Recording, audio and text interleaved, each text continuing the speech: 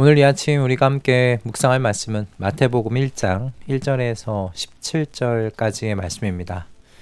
좀 많이 긴 말씀을 함께 읽어야 하겠지만 이 말씀 속에서 우리 주님께서 이 아침 우리에게 주신 은혜가 있을 줄 믿습니다.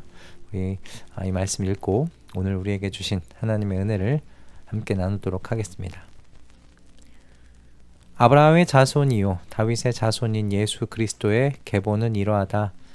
아브라함은 이삭을 낳고 이삭은 야곱을 낳고 야곱은 유다와 그의 형제들을 낳고 유다는 다말에게서 베레스와 세라를 낳고 베레스는 헤스론을 낳고 헤스론은 람을 낳고 람은 아미나답을 낳고 아미나답은 나손을 낳고 나손은 살몬을 낳고 살몬은 라합에게서 보아스를 낳고 보아스는 룻에게서 오벳을 낳고 오벳은 이새를 낳고 이새는 다윗 왕을 낳았다. 다윗은 우리아의 아내였던 이에게서 솔로몬을 낳고 솔로몬은 르호보암을 낳고 르호보암은 아비야를 낳고 아비야는 아삽을 낳고 아삽은 여호사밧을 낳고 여호사밧은 요람을 낳고 요람은 우시야를 낳고 우시야는 요담을 낳고 요담은 아하스를 낳고 아하스는 히스기야를 낳고 히스기야는 므낫세를 낳고 므낫세는 아모스를 낳고 아모스는 요시야를 낳고 예루살렘 주민이 바빌론으로 끌려갈 무렵에 요시야는 여고냐와 그의 형제들을 낳았다.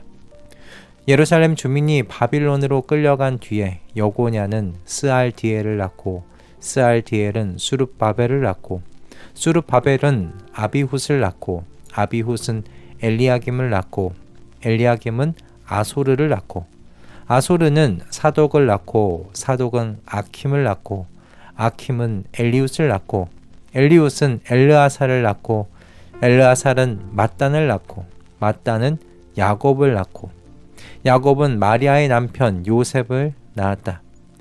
마리아에게서 그리스도라고 하는 예수가 태어나셨다. 그러므로 그 모든 대수는 아브라함으로부터 다윗까지 14대요.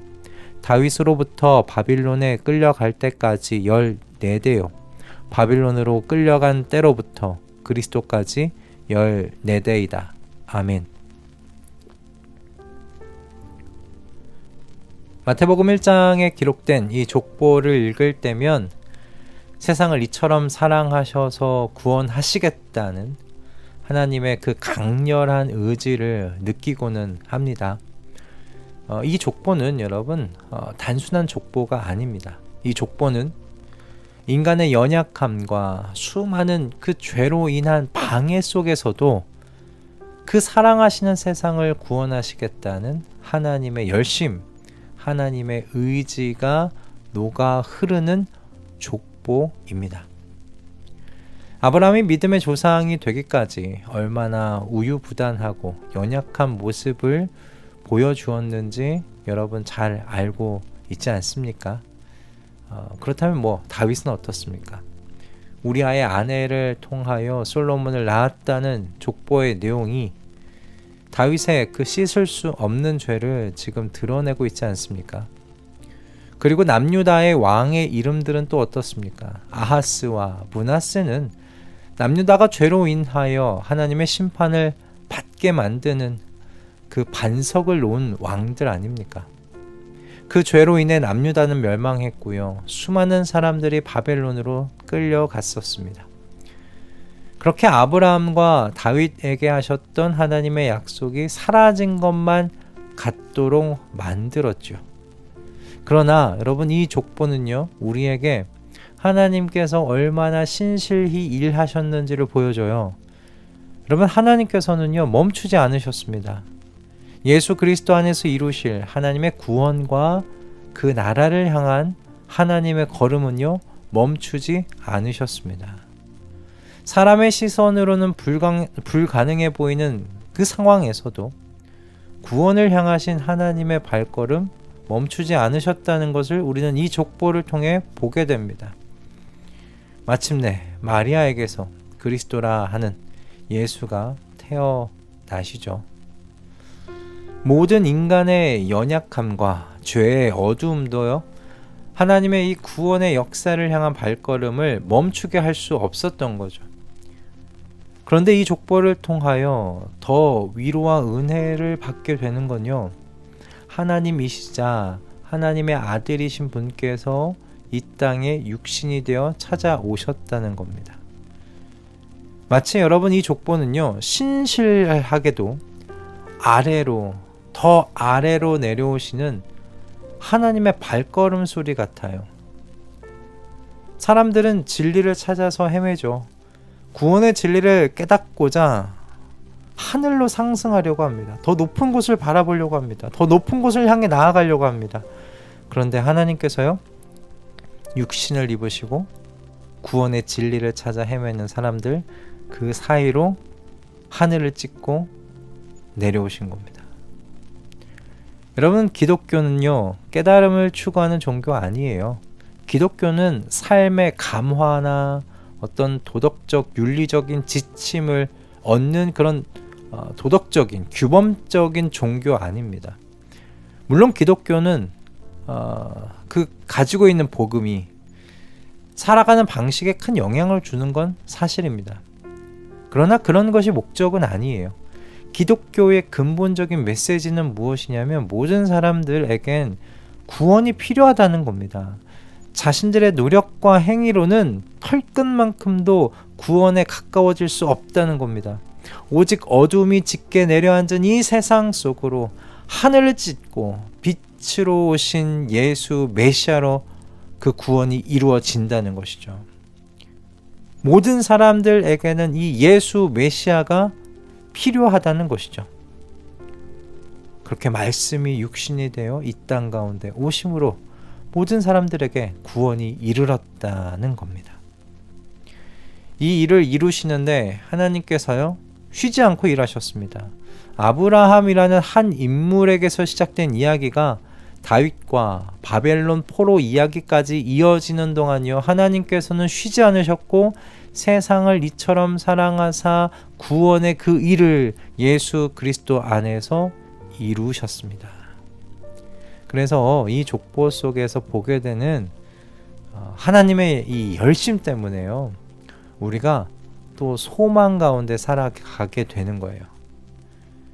다시 오실 예수 그리스도, 마침내 이루실 하나님 나라에 대한 소망 말입니다.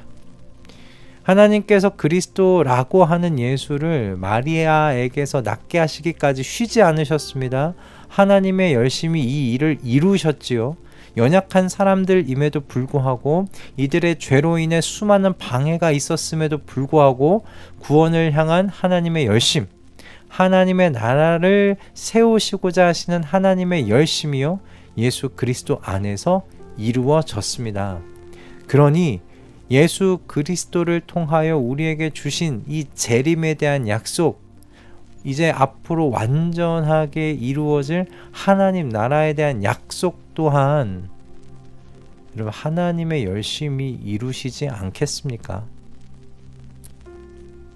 이 계보를 통하여 하나님께서 아브라함과 다윗에게 하신 그 언약을 그리스도라 하는 예수가 태어나도록 하시는 데까지 하나님의 열심히 일하셨다면 그 이후에 우리에게 주신 그 언약도 이루시기 위해 하나님께서 그 하나님의 열심으로 일하지 않으시겠습니까? 그래서 이 계보를 보면 하나님의 의지와 그 열심이 느껴져서요, 위로가 됩니다. 소망이 되는 겁니다. 이 계보 안에 있는 이 인생의 어두움을 뚫으시고 빛으로 오신 예수 그리스도께서 또 동일하게 영광의 빛 가운데 그의 나라와 함께 이 땅에 임하실 줄 믿습니다. 하나님의 열심히 이 일을 이루실 줄 믿습니다. 그러니 오늘 이 예수 그리스도의 계보를 보시면서 이 땅을 살아갈 용기 얻으실 수 있기를 주님의 이름으로 축복합니다. 소망을 얻으실 수 있기를 주님의 이름으로 축복합니다. 여러분의 영혼 가운데 빛이 임하여 어둠이 물러가기를 소망합니다. 오늘도 하나님께서는 쉬지 않으시고 일하고 계십니다. 하나님의 이 열심히 우리에게 하신 그 모든 약속을 그리스도 예수 안에서 이루실 것을 믿습니다. 이제 성탄을 이제 하루 남겨두었는데요. 이 땅에 빛으로 오신 예수 그리스도를 생각하시고 그 예수 그리스도께서 이 땅에 오시기까지 하나님께서 쉬지 않고 일하셨다는 것을 염두에 두시면서 지금도 하나님께서는 쉬지 않고 일하시면서 하나님의 나라, 우리에게 주신 그 약속 이루시기 위하여 지금도 일하시는 그 주님, 그 하나님 생각하시면서 오늘도 이 예수 그리스도 안에서 하나님의 열심 안에서 소망을 가지시고 평화를 누리시는 귀하고 복된 하루 보내시기를 주님의 이름으로 축복합니다. 기도하겠습니다. 주님, 예수 그리스도의 족보를 통하여 하나님의 열심을 보게 해주셔서 감사합니다. 하나님께서 우리의 구원을 위해 하나님의 나라를 위해 열심을 내시니 그리스도 안에서 우리에게 주신 모든 약속이 예가 됨을 믿음으로 고백합니다. 하나님의 열심이 이루실 줄 믿습니다. 우리의 재능이 아닌, 우리의 열심이 아닌 하나님의 열심이 하나님의 언약을 이루실 것이니 우리로 소망 가운데 살아가게 하여 주시옵소서. 이미 왔고 또 반드시 올 하나님의 나라를 바라며 살아가도록 우리의 영혼을 지도하여 주시옵소서. 이처럼 우리에게 산 소망 되신 예수 그리스도를 찬양하며 주님의 이름으로 기도드립니다. 아멘.